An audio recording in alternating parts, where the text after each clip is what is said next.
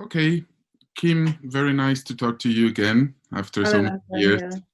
Hola, hola. Hola. Welcome to Ambulante. Thank you. Let's talk about shooting the mafia. Okay. In many ways, shooting the mafia is consistent with the rest of your filmography, always centered in strong female characters, usually becoming heroines after being victims. But at the same time, I find it very different from the rest of your films. Leticia is a unique and complex character, and I feel this film is much more personal, intimate, and more cinematographic than others. But from your perspective, what are the similarities and the difference between shooting the mafia and the rest of your films? I really like your description of the past films, which is that people are victims and then become heroes, because sometimes people talk about the people in the films as victims and don't realize that they've become heroes. I don't know. But I think you're right. I think the same sentiments are in the film as in the other films. But I think the shock of it was, the difficulty of it was for me and Ollie, the editor. And I think with these archive films, they're not at all like the other films. The other films, you go off for 3 months or 10 weeks. You come back and you know what the beginning, middle, and end is. You know what the film's about. And the editing is more that wonderful thing that editors do, which make rhythms and make scenes go into other scenes and make it flow smoothly. I mean, I think editing is the artistry in the film. I have to say, if there's artistry in films, it's the editor. But with this film, what was so different, and this is why I find it very strange when filmmakers talk about archive films, they talk about the archive films as if they've made it.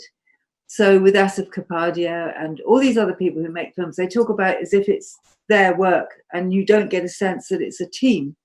Because what we had Ollie and me editing, we had a translator, we had people going into TV stations and finding footage. And the reason it took so long for us to make the film, it took us over a year to make the film, was that we would have to stop editing and we'd talk with the researchers and the archivists and we'd say, we're not sure what we want here, but we want a scene that will show what it was like to be a woman growing up in the 40s, 30s, and to show the violence that was in the sort of family life that they lived through.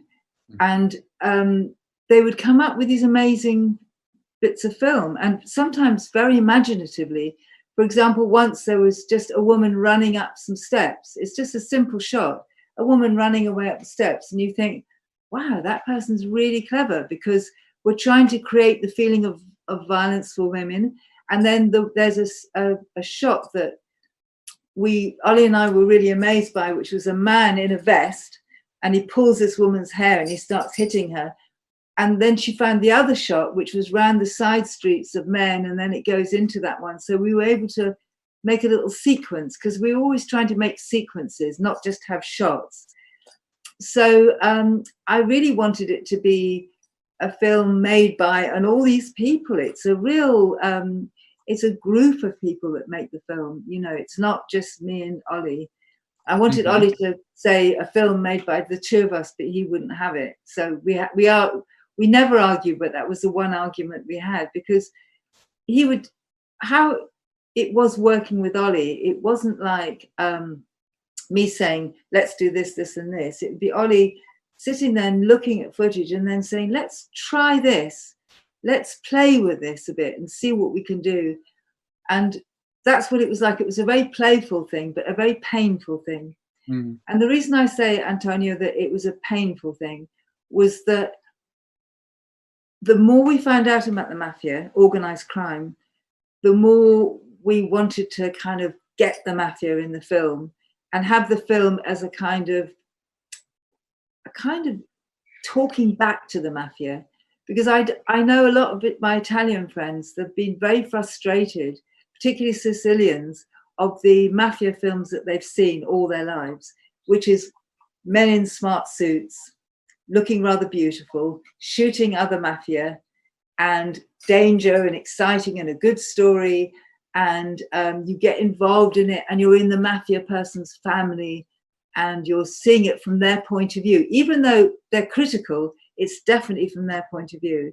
Mm-hmm. And you never have something like Letitia's photograph, which was a boy, a 12-year-old boy in a petrol station, shot in the back of the head and left to die. And Letitia says, like a dog, just left on the street. I love dogs, so I wouldn't do it. But, you know, just left, that kind of, and the sense that children all through mafia history, all witnesses would be killed. Children, old people, whoever happened to be.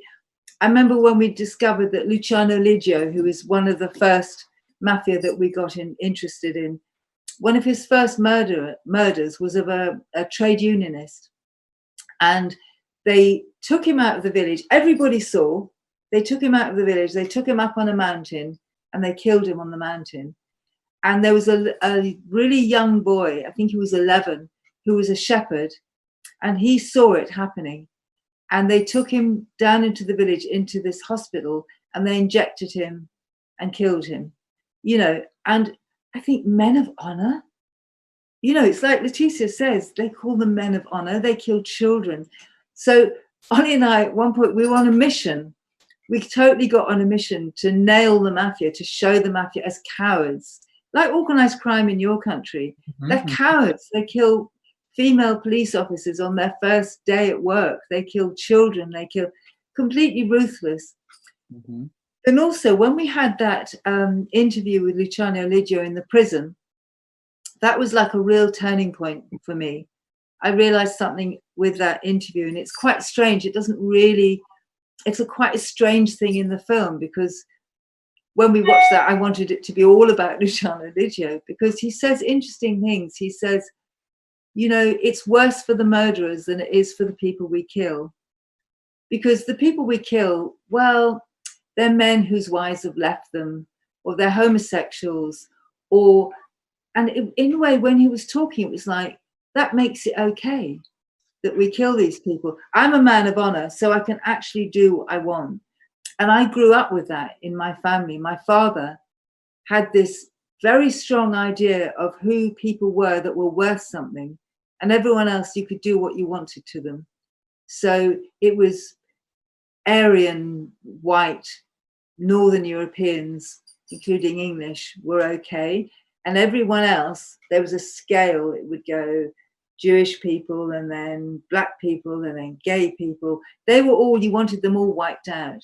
They weren't good people.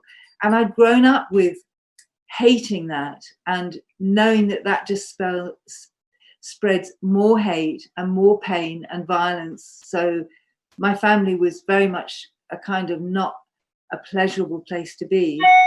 And then Letitia's life is about love in all her different ways, her lovers, but also a love of the people she's photographing, and a love of her country, and a love of young girls and women, and a love of freedom. And so that was the struggle, was showing, which you don't get that in mafia films. In mafia films, you never realize it's trade unionists that were killed. It's communists that were killed. It's women were killed. Anyone was killed. You don't get that. They're always just shooting each other, you know. So we were on a mission. We were passionate about it, but we didn't really quite know how to balance it. And we'd never done a film with that scope before. And then we kept reading about more things that the mafia, we've got to have this thing in, what they did to that child. There was this story about a child that they buried in a pit, and they kept him for 2 years, and he was a child of one of the other mafia. They'd known him all his life. He went with them willingly, and we wanted that in the film. So anyway, so that's why it was a painful film to make. I won't go on. I'm sorry, I'm going on, Antonia. Well, Kim, you mentioned your collaboration with Ollie, the editor. But at some point, I felt like Letitia was not only collaborating with you, but almost co-directing the film. She narrates her story in first person.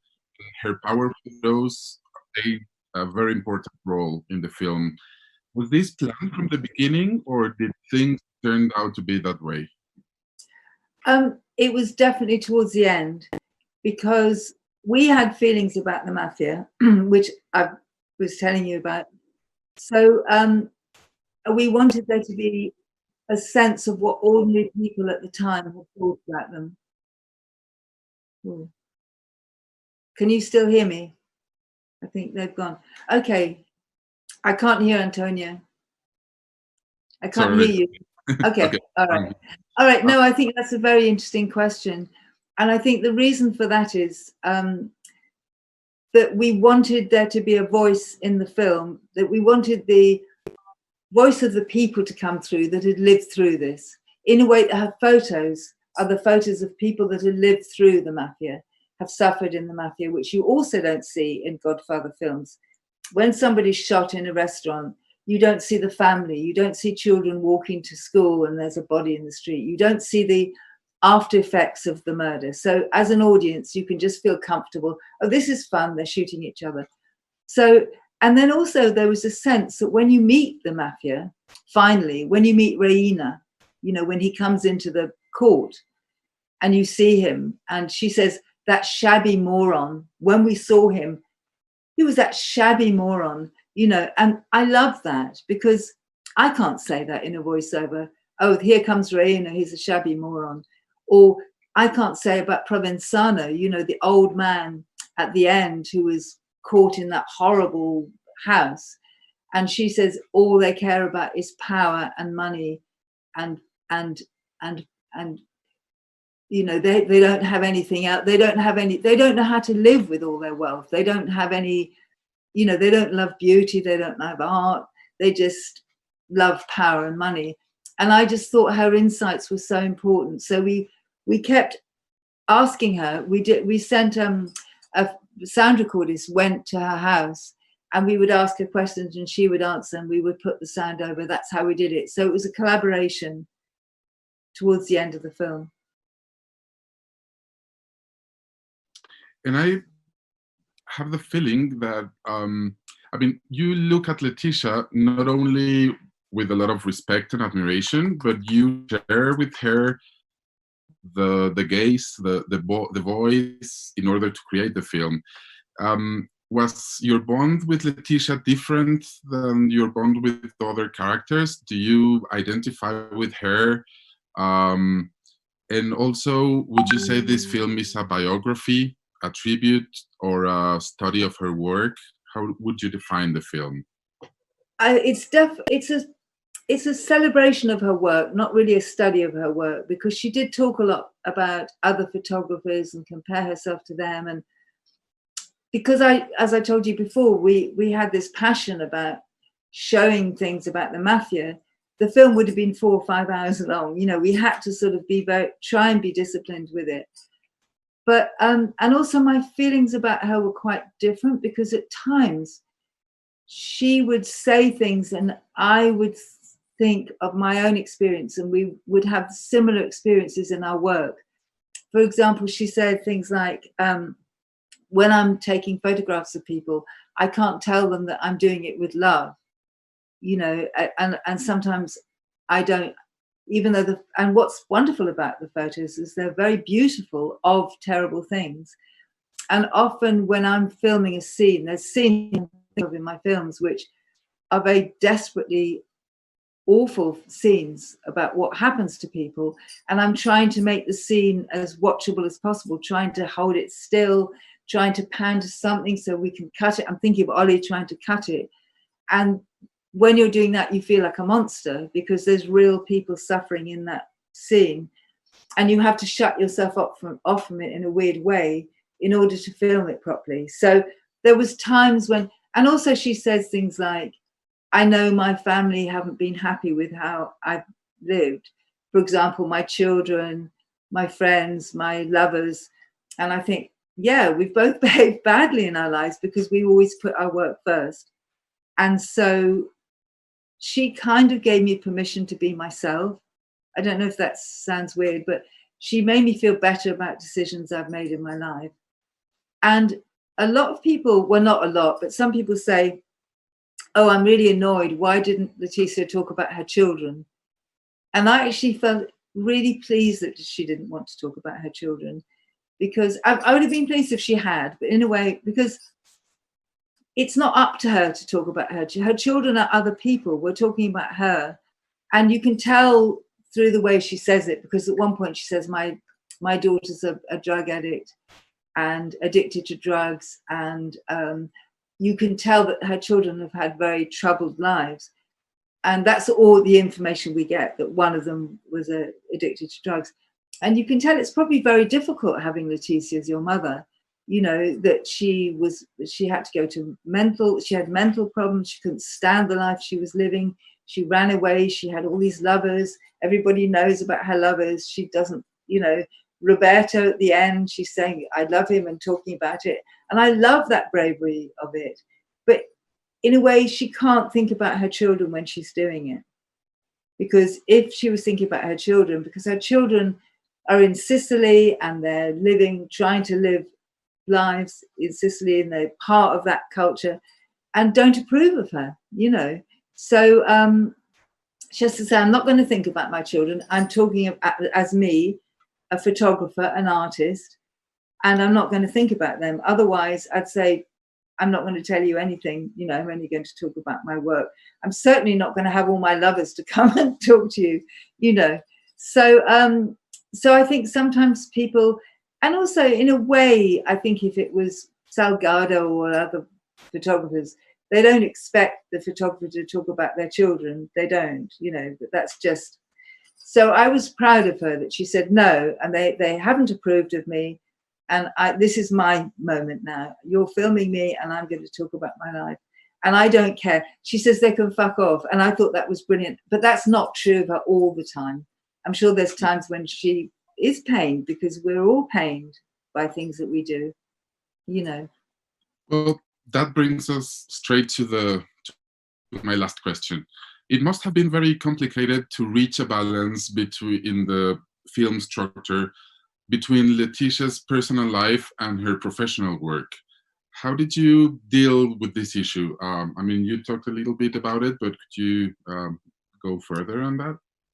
Antonio, that was the other thing that was really painful, because, it's the first real, you know, historical archive film we've made, and probably the last. And I think we really tortured ourselves about whether we'd got the balance right. You know, because at times there was like it was like a 3-hour film with masses of mafia stories that we felt very strongly about have to be in the film to show people the kind of things they've done. More Luciano Liggio, more Rina, and then we had to cut it back. And I don't know if we've got it right.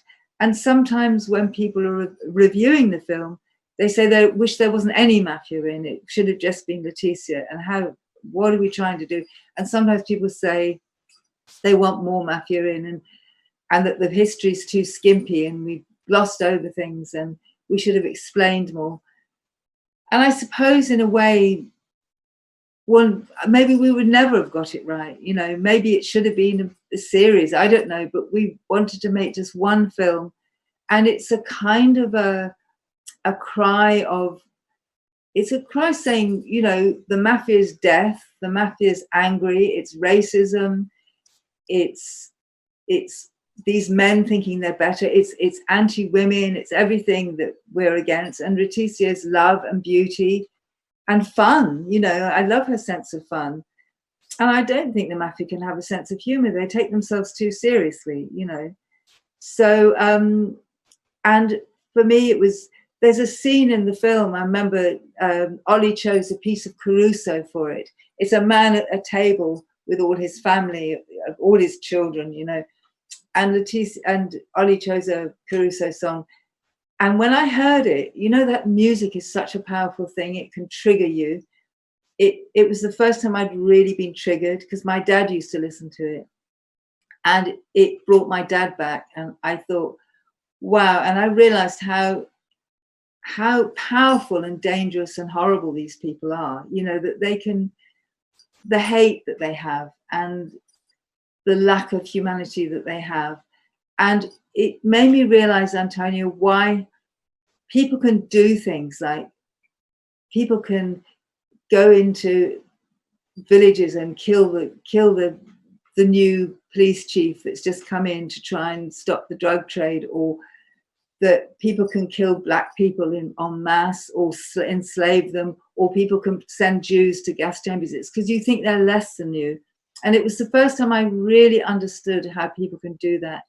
They're brought up to think that other people aren't real people. In fact, the way Luciano Liggio talks about people, they're not real people. He and his friends are the real people, and they can do whatever they want. And everybody else is lesser than them. And it was a really frightening thing. And I was so pleased that I was doing the film, because it kind of helped me about something that I feel so bad about. I feel bad about my parents, but I know they're not me, but I feel guilty of having had those parents. I wish I'd had a wonderful brave trade unionist for a parent, you know, or I mean, my dad was gay, actually. I found he had all these gay magazines in his cupboard. I only thought about it later. And I think that's why he had such a big hatred for gay people, because he was hating part of himself. So all of this is self-hate as well. You know, it's sad, you know, because maybe if he'd had a different upbringing, he could have been a nice person and we could have been happy. We didn't have a happy life. You know, there was no love in the family. So why can't we just be like Leticia, really? I don't know, guys, if we have time for another question, a last question. Okay. Okay. Good. The film takes us back to the 70s, the 80s, but I also feel that it's a very actual film. I mean, it tells us a lot about the contemporary world. How do you feel like what the film tells us about the contemporary world and the world we're living in now? I think it tells us, and it's very much what we're living in London, that the real heroes in London at the moment are the health workers, the people that are going round and delivering things to people, the refuse collectors, you know, all the people that work and are never noticed and never, you know, we're usually talking about celebrities or I don't know, but I think people in this country have really started to realize how working people are the heroes. And I think that is what Leticia does in her photographs. She celebrates ordinary people and she loves ordinary people. And she says, when you think about the mafia, we haven't ever thought enough about the brave people like Falcone, the magistrate who goes to work every day, his life's at risk, and he goes to work every day knowing it could be his last. And what he says is, if I die, somebody will take my place. And that's what's happening at the moment with our doctors. And most of them, by the way, are ethnic minority doctors, people that Boris Johnson's been saying, I'm going to keep out of this country. They're ethnic minority doctors, black doctors, and they're saying, these are the heroes, these are the people like Falcone that are risking their lives from us. And when any of these doctors die, another one takes their place. And I'm so proud of them. And I'm so proud of Falcone. I'd never heard of him, and Borsellino. And they're the people I want, the Sicilians I want to be remembered, not Rina, not Luciano Liggio, not them. I want them to remember Falcone and ordinary people who fight, you know, workers. Okay. Kim, it was wonderful talking with you again. I know, wish we could have a gossip. I know. And I hope it's not the last time, and I hope we can get to meet in person someday. I hope we will. Are you working in another film already? I was 3/4 of the way through it, and then we had to stop. So I'm just at home. So I'm very happy to talk to you. I go out bike riding late at night around the back streets, but I'm in the house all the time. So and the person I'm filming is he's got problems with his immunity, so I don't know when we're going to. They're saying now this is life forever, you know, so I don't know. Apparently, let's hope not. I hope not. Kim, yeah, thank you so much. Bye-bye. And thank you for that. Sharing your film with Ambulante. Thank you. Well, I was honored. I love Ambulante. I'm very, very impressed. And good luck in Mexico. I hope things, you know, get better. Yeah. Strong. Thank you so much. All right. Bye.